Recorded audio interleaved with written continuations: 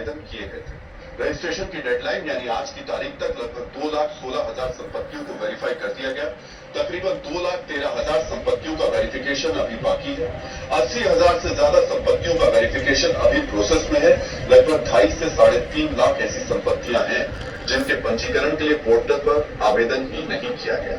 यहाँ हम आपको बताना चाहते हैं, ये आंकड़े डेडलाइन खत्म होने से कुछ घंटे पहले के हैं। पूरे आंकड़े पोर्टल पर जानकारी अपडेट होने के बाद ही सामने आएंगे। वक्फ की जितनी संपत्तियों के पंजीकरण का आवेदन नहीं किया गया, उनका कुल भूभाग देखकर आप भी चौंक जाएंगे। पोर्टल से मिली जानकारी के आधार पर वक्फ की तकरीबन 33% संपत्तियों के लिए आवेदन नहीं किया गया है।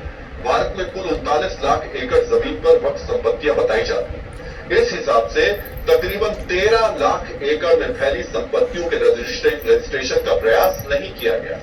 ये इतनी जमीन है कि दिल्ली, मुंबई, चेन्नई और कोलकाता जैसे बड़े शहरों को मिला लिया जाए तब भी उनका भूभाग वक्फ की इस गैर रजिस्टर्ड जमीन से कम बैठेगा। आप सोच सकते हैं, अगर औसत अनुमान निकालें तो इतनी बड़ी संपत्ति की कीमत हजारों करोड़ों में बैठेगी। मित्रों, हमारे देश में एक गज जमीन के लिए लोग अदालत में मुकदमा कर देते हैं, तो फिर इतनी बड़ी संपत्ति का मौका मिलने पर भी पंजीकरण की कोशिश क्यों नहीं की गई? और वो भी तब जब उम्मीद पोर्टल पर रजिस्ट्रेशन के लिए 6 महीने का वक्त दिया गया था। इसी वजह से कुछ गंभीर सवाल उठते हैं। क्या इन संपत्तियों का रजिस्ट्रेशन न करने की वजह दस्तावेज है?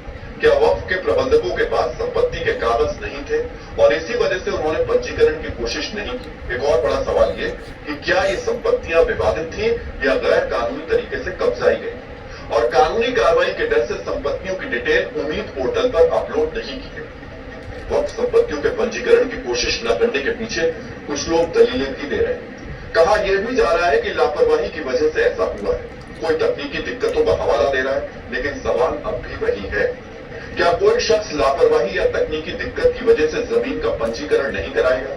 संपत्ति से जुड़ी कागजी कार्रवाई तो हर शख्स पुख्ता रखता है, फिर 2.5 से 3.5 लाख वक्फ संपत्तियों के मामले में ऐसा क्यों नहीं हुआ? प्रॉपर्टी जो कि वक्फ यूजर्स में आती हैं, ज्यादातर इंटीरियर इलाकों में, गांव देहात में है, उनमें या तो फिर उसका कोई मुतवल्ली नहीं है या जो मुतवल्ली थे उनका इंतकाल हो गया है, तो ऐसी प्रॉपर्टीज का अप्रूवल नहीं हो पाया है। तो लिहाजा जो मैंने प्रोसेस बताया कि उसको दोबारा परमिशन लेकर के उसको फिर से अपलोड करके उसको अप्रूव कराने की कोशिश की जाएगी। 8.8 में से 5.1 का कर पाए हैं। उस दावे की पुष्टि केवल 2.16 में हुई है। इससे अंदाजा लगा सकते हैं, जो सत्य है उसके लिए भी वो दावा नहीं पेश कर सकते, जो दावा था उसके लिए भी उनके पास सबूत नहीं थे। इसका मतलब केवल और केवल धांधलेबाजी, कुछ और नहीं। 2.5 से 3.5 लाख वक्फ संपत्तियों के पंजीकरण का आवेदन ही नहीं किया गया। लेकिन देश के कुछ ऐसे राज्य हैं जहां बड़े पैमाने पर वक्फ संपत्तियों के पंजीकरण के लिए रजिस्ट्रेशन कराया गया। इनमें सबसे ऊपर है जम्मू कश्मीर। राज्य के वक्फ बोर्ड ने अपनी 98% से ज्यादा संपत्तियों के लिए पंजीकरण करा दिया है। रात 12 बजे तक की डेडलाइन है, शायद अब तक ये आंकड़ा 100% भी हो जाए। आंध्र प्रदेश में भी 90% से ज्यादा वक्फ संपत्तियों के पंजीकरण के आवेदन हुए। हिमाचल प्रदेश में भी यह आंकड़ा 90% से ज्यादा है।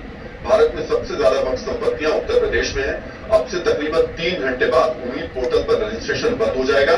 इसी वजह से उत्तर प्रदेश में भी वक्फ संपत्ति के पंजीकरण के लिए लोग लगातार कोशिशें कर रहे हैं। ऐन वक्त पर काम करना हमारे समाज की पुरानी आदत है, तो हमने इन लोगों से पूछ लिया, क्या 6 महीने कम पड़ गए थे जो अब पंजीकरण के लिए भागदौड़ की जा रही है?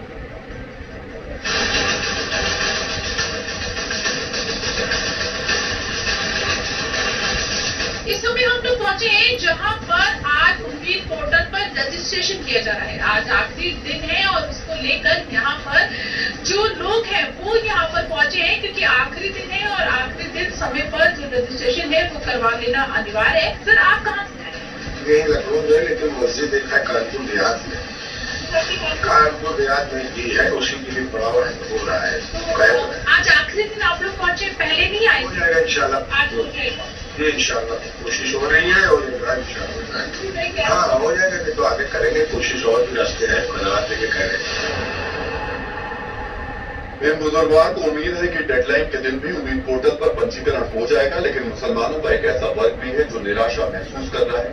2025 के मार्च, अप्रैल और मई के महीने में वक्फ बिल का विरोध किया गया था। वक्फ बोर्ड की अपील पर मुस्लिम समुदाय के हजारों लोग सड़कों पर उतर आए थे। कोलकाता में तो पूरी सड़क ही जाम कर दी गई थी। इस आंदोलन को करीब से देखने वाले लोग सवाल पूछ रहे हैं, जब पंजीकरण का वक्त आया तो वक्फ बोर्ड अपनी जिम्मेदारी क्यों भूल गया? मैं समझता हूँ वक्फ बोर्ड ने मेहनत की होती तो ये सारी चीजें सामने आ जाती। वक्फ बोर्ड को भी चाहिए कि चाहे इसके लिए एक्स्ट्रा स्टाफ लगा करके कुछ भी करके इस काम को करना चाहिए। उन हालात अगर ऐसे रहे और ये सुस्ती हमारी रही तो हमारे करोड़ों अरबों रुपए की जो प्रॉपर्टियां हैं ये खत्म हो जाएगी। सच्चाई तो ये है कि हम लोगों की उदासीनता सबसे ज्यादा इसकी जिम्मेदार है। उसमें पार्टी पॉलिटिक्स से अलग हटके वक्फ बोर्ड इसमें बहुत ज्यादा लय में जो काम होना चाहिए वो वक्फ बोर्ड को करना चाहिए, लेकिन वक्फ बोर्ड उस जिम्मेदारी को पूरी ढंग से नहीं निभा पा रहा है। अब 19,044 के लगभग हमारे यहाँ के जो प्रॉपर्टीज है उस प्रॉपर्टीज का जो इन्होंने पंजीकृत करने का सिस्टम था उसमें 16,000 समथिंग चाहिए।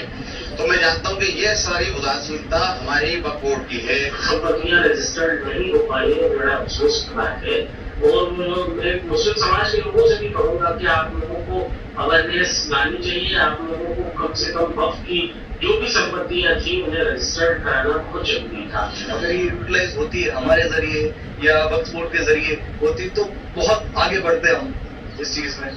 तो फिर अगर धीरे धीरे अगर और वक्त मिल जाए हमें और वक्फ बोर्ड और वक्त मांगे तो जरूर हो सकता है। मित्रों, एक शायर ने लिखा है, वो बातें तो बहुत बनाते हैं लेकिन असल काम करने में जी चुराते हैं। वक्फ पंजीकरण का मुद्दा देखते हुए इसमें थोड़ा संशोधन कर देते हैं। वक्फ के नाम पर शोर तो खूब मचाते हैं, लोगों को सड़क पर भी लाते हैं, लेकिन लाखों संपत्तियों के लिए आवेदन क्यों नहीं हुआ इसकी वजह नहीं बताते। मेरे मित्रों, अब हम आज की उस बड़ी खबर का विश्लेषण करेंगे जो देश के 140 करोड़ लोगों से जुड़ी है।